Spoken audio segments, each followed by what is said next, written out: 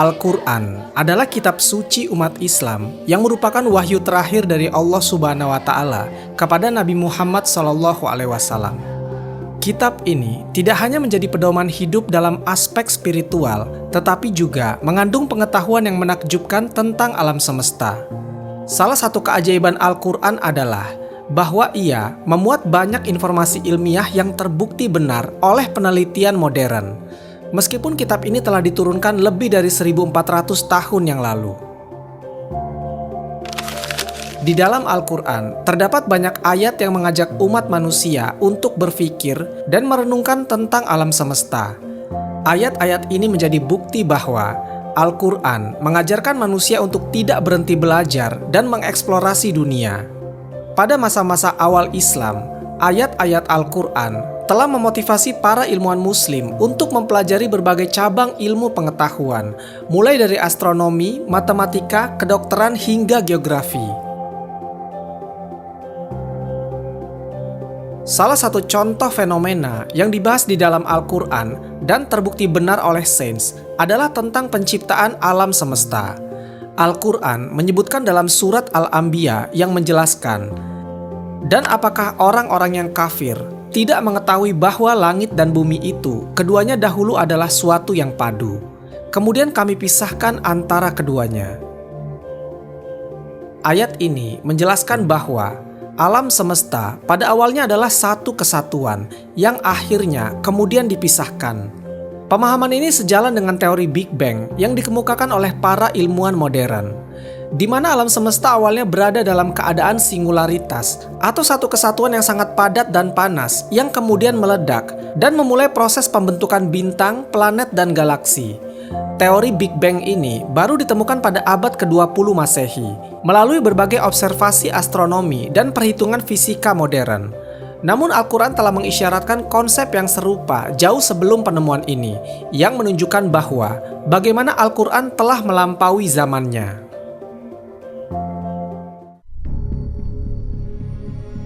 Selain membahas tentang proses penciptaan alam semesta, Al-Quran juga mengisyaratkan bahwa alam semesta ini terus berkembang atau meluas.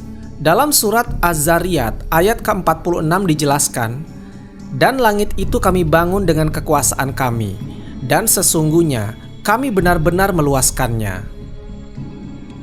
Konsep ekspansi alam semesta ini baru ditemukan oleh Edwin Hubble pada tahun 1929 melalui pengamatan pergerakan galaksi yang menjauh satu sama lain. Penemuan ini menjadi salah satu dasar dalam teori kosmologi modern yang menyatakan bahwa alam semesta terus mengalami perluasan sejak peristiwa Big Bang. Fakta ini menunjukkan bahwa Al-Quran telah memiliki pengetahuan tentang ekspansi alam semesta lebih dari 1300 tahun sebelum ditemukannya bukti ilmiah tersebut. Fenomena kegelapan di ruang angkasa juga disinggung dalam Al-Quran. Dalam surat An-Nur, Allah Subhanahu wa Ta'ala berfirman, "Atau seperti gelap gulita di lautan yang dalam, yang diliputi oleh ombak, di atasnya ada ombak lagi, di atasnya lagi ada awan. Gelap gulita yang tindih menindih. Apabila dia mengeluarkan tangannya, tiadalah dia dapat melihatnya." Al-Quran Surat An-Nur ayat ke-40. Ayat ini menggambarkan sebuah kegelapan yang pekat yang bisa dimaknai sebagai gambaran kegelapan di ruang angkasa. Dalam ilmu astronomi, ruang angkasa di luar atmosfer bumi memang dipenuhi dengan kegelapan, meskipun terdapat miliaran bintang dan galaksi. Hal ini terjadi karena cahaya yang dipancarkan oleh bintang-bintang tidak cukup menerangi ruang antar bintang yang sangat luas. Kegelapan kosmik ini merupakan salah satu karakteristik alam semesta yang baru dapat dipahami secara ilmiah di era modern. Al-Quran juga memberikan isyarat tentang struktur berlapis dalam alam semesta yang mirip dengan deskripsi ilmiah tentang berbagai lapisan dalam galaksi dan klaster bintang. Kebenaran ini menunjukkan bahwa Al-Quran telah mengungkapkan fenomena kosmik yang tak terbayangkan pada masa penurunannya.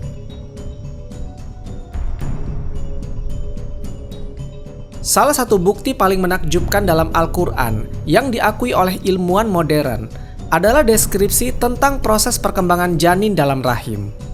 Penjelasan ini terdapat dalam surat Al-Mu'minun ayat ke-12 sampai ke-14. Deskripsi ini menggambarkan tahapan pembentukan janin, mulai dari sperma yang bertemu dengan sel telur, hingga tahap pembentukan jaringan dan tulang. Penelitian ilmiah modern di bidang embriologi menunjukkan bahwa proses ini benar adanya, dan tahapan-tahapan yang disebutkan dalam Al-Quran sesuai dengan apa yang ditemukan dalam ilmu embriologi. Dr. Kate Elmore, seorang ilmuwan terkenal dalam bidang embriologi, bahkan menyatakan bahwa penjelasan dalam Al-Quran ini sangat akurat dan tidak mungkin diketahui tanpa bantuan teknologi modern.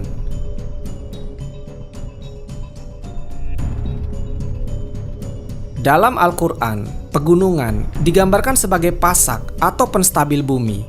Dalam surat An-Naba, Allah Subhanahu wa Ta'ala berfirman, "Bukankah kami telah menjadikan bumi itu sebagai hamparan dan gunung-gunung sebagai pasak?" Ilmu geologi modern mengungkapkan bahwa pegunungan memiliki akar yang masuk jauh ke dalam tanah dan berperan dalam menstabilkan kerak bumi. Konsep ini dikenal dalam ilmu geologi sebagai isostasi, di mana pegunungan bertindak sebagai struktur yang menyeimbangkan tekanan di dalam bumi. Fakta ini ditemukan oleh ilmuwan geologi pada abad ke-20, sementara Al-Quran telah menyebutkan fungsi pegunungan sebagai pasak jauh sebelumnya. Al-Quran juga menggambarkan fenomena tentang pertemuan dua lautan yang tidak bercampur. Dalam surat Ar-Rahman, Allah Subhanahu wa Ta'ala berfirman, "Dia membiarkan dua lautan mengalir, yang keduanya kemudian bertemu. Di antara keduanya ada batas yang tidak dilampaui oleh masing-masing." Fenomena ini dapat kita temui dalam pertemuan lautan dengan kadar garam yang berbeda, seperti di Selat Gibraltar antara Laut Mediterania dengan Samudra Atlantik. Para ilmuwan menemukan bahwa kedua perairan ini tidak mudah bercampur karena perbedaan densitas, suhu, dan salinitas.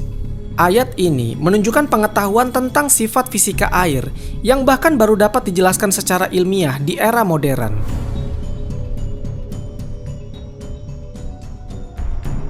Al-Quran menyebutkan bahwa langit diciptakan dalam 7 lapisan.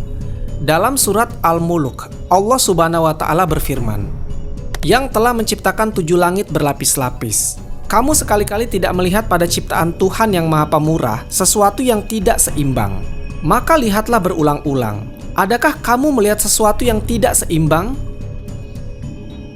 Para ilmuwan modern kini mengakui bahwa atmosfer bumi memiliki beberapa lapisan yang berbeda, yaitu troposfer, stratosfer, mesosfer, termosfer, eksosfer, serta lapisan ionosfer dan magnetosfer. Setiap lapisan memiliki karakteristik unik dan fungsi spesifik dalam melindungi kehidupan di bumi. Misalnya, troposfer adalah lapisan tempat kita hidup dan di mana cuaca terjadi. Sedangkan stratosfer melindungi bumi dari radiasi ultraviolet. Al-Quran memang tidak menjelaskan secara rinci mengenai lapisan-lapisan atmosfer ini, tetapi penggunaan istilah 7 lapis memberikan gambaran bahwa langit memiliki struktur yang berlapis-lapis. Ini menunjukkan bahwa Al-Quran memiliki isyarat tentang kompleksitas atmosfer yang baru dapat dipahami manusia melalui penelitian ilmiah modern. Dalam Al-Quran, Allah Subhanahu wa Ta'ala menyebutkan bahwa matahari, bulan, dan bintang bergerak dalam orbitnya masing-masing. Dalam surat Yasin telah dijelaskan mengenai fenomena ini. Dan matahari berjalan di tempat peredarannya. Demikianlah ketetapan yang maha perkasa lagi maha mengetahui. Dan telah kami tetapkan bagi bulan manzilah-manzilah, sehingga setelah sampai ke manzilah yang terakhir, kembalilah dia sebagai bentuk tandan yang tua. Tidaklah mungkin bagi matahari mendapatkan bulan, dan malam pun tidak dapat mendahului siang, dan masing-masing beredar pada garis edarnya. Pada zaman di mana Al-Quran diturunkan, pemahaman yang umum orang ketahui adalah bahwa bumi adalah pusat alam semesta dan benda-benda langit berputar mengelilinginya, atau yang disebut dengan istilah geosentris. Namun ayat ini secara implisit mengisyaratkan bahwa benda-benda langit, termasuk matahari dan bulan, memiliki orbitnya sendiri. Penemuan astronom modern telah membuktikan bahwa setiap planet dalam tata surya bergerak dalam orbit tertentu mengelilingi matahari, dan matahari sendiri bergerak di dalam galaksi Bima Sakti. Pemahaman ini baru ditemukan pada abad ke-16 dan 17 ketika ilmuwan besar seperti Nicolaus Copernicus dan Johannes Kepler mengembangkan teori heliosentris. Fakta bahwa Al-Quran telah mengisyaratkan gerakan dan orbit benda langit lebih dari 1000 tahun sebelumnya adalah salah satu bukti bahwa Al-Quran telah melampaui zamannya. Al-Quran juga mengisyaratkan fenomena yang menyerupai bintang jatuh dan bahkan kemungkinan black hole. Dalam surat At-Tariq, Allah Subhanahu wa Ta'ala berfirman, "Demi langit yang datang pada malam hari, dan tahukah kamu apakah yang datang pada malam itu? Yaitu bintang yang menembus." Penelitian astronomi modern mengungkapkan adanya bintang-bintang yang mati dan mengalami proses runtuhnya gravitasi yang sangat besar, hingga terbentuklah black hole atau lubang hitam. Black hole adalah salah satu fenomena yang menembus ruang dan waktu dengan gaya gravitasi yang luar biasa. Lubang hitam ini dapat menyedot segala sesuatu yang berada di dekatnya, termasuk cahaya, sehingga seolah-olah mereka menjadi lubang di langit. Ayat ini mungkin merujuk pada fenomena yang baru ditemukan ini, di mana bintang yang memiliki gravitasi besar dapat runtuh dan membentuk lubang hitam. Meskipun tidak ada konsensus pasti bahwa istilah bintang yang menembus merujuk pada black hole, konsep ini sejalan dengan pengetahuan kita tentang benda-benda kosmik di luar angkasa yang memiliki karakteristik serupa. Memang hal ini tidak dijelaskan secara eksplisit di dalam Al-Quran. Namun disebutkan beberapa isyarat tentang hal ini, yang kemungkinan adanya keberadaan makhluk lain di alam semesta. Salah satunya ada di dalam surat Asy-Syura. Allah Subhanahu wa Ta'ala berfirman, "Dan di antara tanda-tanda kebesarannya ialah penciptaan langit dan bumi, dan makhluk-makhluk yang melata yang Dia sebarkan pada keduanya. Dia Maha Kuasa, mengumpulkan semuanya apabila dikehendakinya." Ayat ini membuka kemungkinan bahwa Allah Subhanahu wa Ta'ala telah menciptakan makhluk yang melata tidak hanya untuk di bumi tetapi juga ada di langit, yang bisa berarti tempat lain di alam semesta. Isyarat ini selaras dengan pencarian ilmu modern terhadap kemungkinan kehidupan di luar bumi melalui eksplorasi planet-planet dan penemuan air di beberapa bulan serta planet yang dianggap layak huni. Meskipun hingga kini belum ada bukti pasti tentang kehidupan di luar bumi, penemuan eksoplanet yang memiliki kondisi mirip dengan bumi terus berkembang. Para ilmuwan meyakini bahwa alam semesta yang begitu luas mungkin menyimpan kehidupan di tempat lain, sesuai dengan isyarat yang ada di dalam Al-Quran. Dalam surat Al-Hijr, Allah Subhanahu wa Ta'ala berfirman, "Dan kami menjaga langit itu dari setiap syaitan yang terkutuk, kecuali yang mencuri-curi berita yang dapat dilihat dan dikejar oleh semburan api yang terang." Ayat ini sering dikaitkan dengan fenomena meteor atau bintang jatuh. Secara ilmiah, bumi dilindungi oleh atmosfer yang mencegah benda-benda luar angkasa untuk menabrak langsung ke permukaan bumi. Ketika meteor atau asteroid memasuki atmosfer bumi, mereka akan terbakar karena gesekan udara, sehingga menciptakan fenomena bintang jatuh yang sering kita lihat. Ini merupakan sistem perlindungan alami yang menjaga bumi dari berbagai ancaman luar angkasa. Fenomena meteor ini telah lama dijelaskan dalam Al-Quran dengan istilah semburan api yang terang. Dengan kata lain, Al-Quran memberi isyarat tentang perlindungan yang ada pada atmosfer bumi.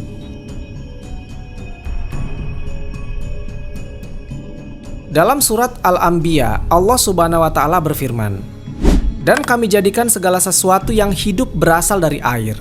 Maka mengapa mereka tidak juga beriman?" Ayat ini menunjukkan bahwa air adalah sumber kehidupan, yang juga sejalan dengan penemuan ilmiah modern tentang pentingnya air bagi kehidupan. Teori ilmiah menyatakan bahwa proses awal pembentukan tanah di bumi melibatkan interaksi dengan air. Proses ini memungkinkan pembentukan tanah subur yang mendukung kehidupan. Ilmu geologi modern menjelaskan bahwa air memainkan peran penting dalam pembentukan batuan dan tanah melalui proses pelapukan dan erosi. Batuan mengalami pelapukan ketika terkena air, angin, dan cuaca yang ekstrim, yang menghasilkan partikel-partikel kecil yang pada akhirnya membentuk tanah.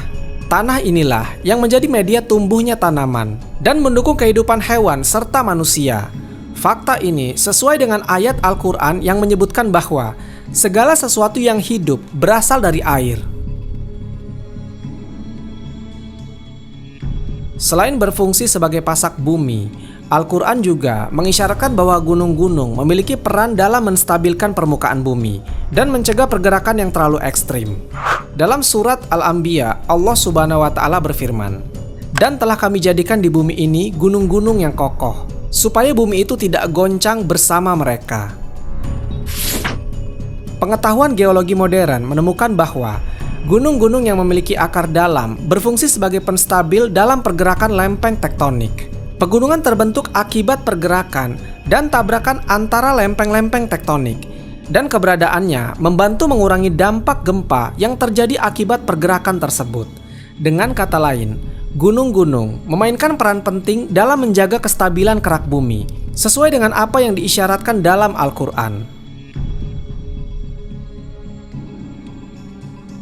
Dalam surat Az-Zumar, Allah Subhanahu wa Ta'ala berfirman, "Dia menciptakan langit dan bumi dengan tujuan yang benar. Dia menutupkan malam atas siang dan menutupkan siang atas malam."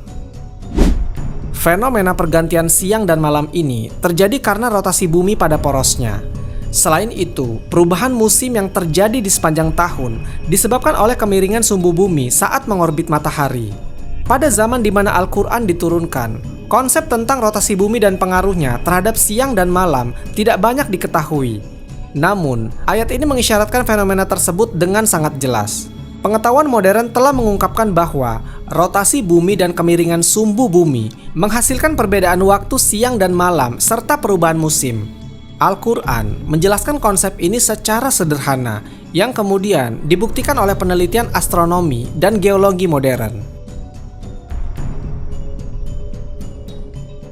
Dalam surat Al-Hadid, Allah Subhanahu wa Ta'ala berfirman, "Dan kami turunkan besi yang mempunyai kekuatan yang besar dan banyak manfaat bagi manusia." Menariknya, ilmu geologi modern menemukan bahwa besi adalah salah satu unsur yang paling penting di bumi. Tidak terbentuk di bumi, melainkan berasal dari ledakan bintang besar atau supernova. Besi dan unsur-unsur berat lainnya dibawa ke bumi melalui proses yang sangat energik dari luar angkasa. Penemuan ini mendukung kebenaran Al-Quran yang menyebutkan bahwa besi bukan berasal dari bumi. Selain besi, ilmuwan juga menemukan bahwa banyak unsur dasar pembentuk kehidupan berasal dari proses kosmik di luar angkasa. Kehadiran unsur-unsur ini di bumi memungkinkan terbentuknya kehidupan.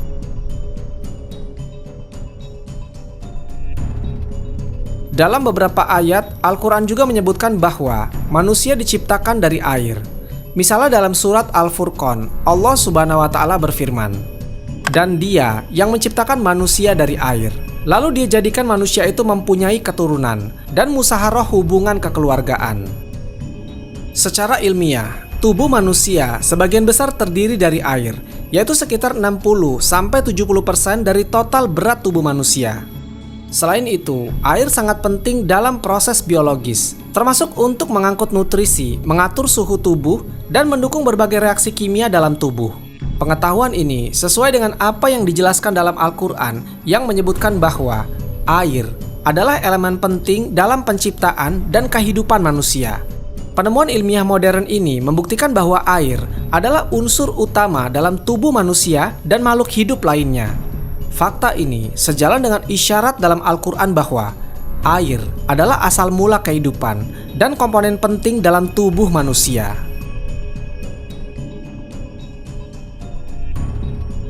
Dalam surat An-Nahl, Allah Subhanahu wa Ta'ala berfirman, "Dan sesungguhnya pada binatang ternak itu benar-benar terdapat pelajaran bagi kamu. Kami memberimu minum dari apa yang berada dalam perutnya berupa susu yang bersih antara kotoran dan darah, yang mudah ditelan bagi orang-orang yang meminumnya." Ayat ini menyebutkan keberadaan darah dan susu di dalam tubuh binatang ternak, yang mengisyaratkan adanya proses biologis kompleks yang melibatkan aliran darah dan sistem metabolisme. Sains modern menjelaskan bahwa darah berperan penting dalam membawa nutrisi dan oksigen ke seluruh tubuh, serta dalam mengangkut zat-zat sisa untuk dikeluarkan dari tubuh. Darah juga berfungsi sebagai bagian dari sistem kekebalan tubuh yang melawan infeksi. Di dalam tubuh, darah dan cairan lainnya melewati proses yang sangat kompleks untuk menghasilkan susu di kelenjar susu hewan ternak. Ilmu biologi modern menjelaskan bahwa darah membawa nutrisi dari sistem pencernaan ke kelenjar susu, di mana nutrisi ini kemudian disaring dan diubah menjadi susu. Proses ini menunjukkan kecanggihan sistem biologis dalam tubuh hewan yang telah diisyaratkan dalam Al-Quran lebih dari 1000 tahun yang lalu. Dalam surat Al-Qiyamah, Allah Subhanahu wa Ta'ala berfirman, "Apakah manusia mengira bahwa kami tidak akan mengumpulkan kembali tulang belulangnya? Bukan demikian, kami kuasa menyusun kembali jari jemarinya dengan sempurna." Ayat ini menekankan pentingnya jari jemari manusia yang dapat diartikan sebagai isyarat tentang keunikan sidik jari setiap individu. Pada abad ke-19, para ilmuwan menemukan bahwa sidik jari setiap manusia bersifat unik dan tidak ada yang benar-benar sama antara manusia satu dengan manusia yang lainnya. Bahkan pada kelahiran kembar identik sekalipun, sidik jari kini menjadi metode identifikasi yang akurat dan telah digunakan dalam berbagai aplikasi, termasuk dalam bidang forensik atau identitas. Penemuan ini membuktikan bahwa Al-Quran telah mengisyaratkan bahwa sidik jari memiliki karakteristik yang unik, yang menunjukkan kompleksitas ciptaan Allah Subhanahu wa Ta'ala dalam diri manusia. Dalam surat Yasin, Allah Subhanahu wa Ta'ala berfirman, "Maha suci Allah yang telah menciptakan segala sesuatu berpasang-pasangan, baik dari apa yang ditumbuhkan oleh bumi dan dari diri mereka, maupun dari apa yang tidak mereka ketahui." Ayat ini menyebutkan bahwa Allah Subhanahu wa Ta'ala menciptakan segala sesuatu berpasang-pasangan, termasuk tumbuhan, hewan, dan manusia. Dalam ilmu biologi ditemukan bahwa hampir semua makhluk hidup memiliki pasangan atau memiliki jenis kelamin, baik jantan maupun betina untuk proses reproduksi. Pada tumbuhan, terdapat proses penyerbukan atau serbuk sari dan putik yang merupakan bentuk pasangan untuk reproduksi. Penemuan modern ini menunjukkan kebenaran ayat Al-Quran yang mengisyaratkan keberadaan pasangan dalam makhluk hidup. Bahkan dalam dunia subatomik, partikel-partikel dasar seperti elektron memiliki pasangan dengan sifat yang berlawanan. Penemuan ini menguatkan fakta bahwa semua ciptaan di alam semesta diciptakan secara berpasang-pasangan. Dari pembahasan ini, kita bisa tahu bahwa Al-Quran mengandung pengetahuan ilmiah yang terbukti kebenarannya melalui sains modern dari penciptaan alam semesta hingga fenomena-fenomena alam lainnya. Setiap penjelasan dalam Al-Quran yang melampaui pemahaman manusia pada zamannya menunjukkan bahwa kitab ini adalah wahyu ilahi yang akan relevan sepanjang masa. Bagi umat muslim, ini memperkuat keyakinan bahwa Al-Quran adalah firman Allah Subhanahu wa Ta'ala yang paling sempurna. Sementara bagi orang umum, hal ini menunjukkan bahwa Al-Quran bukan hanya sekedar kitab agama, tetapi juga sumber pengetahuan yang mencakup banyak aspek kehidupan.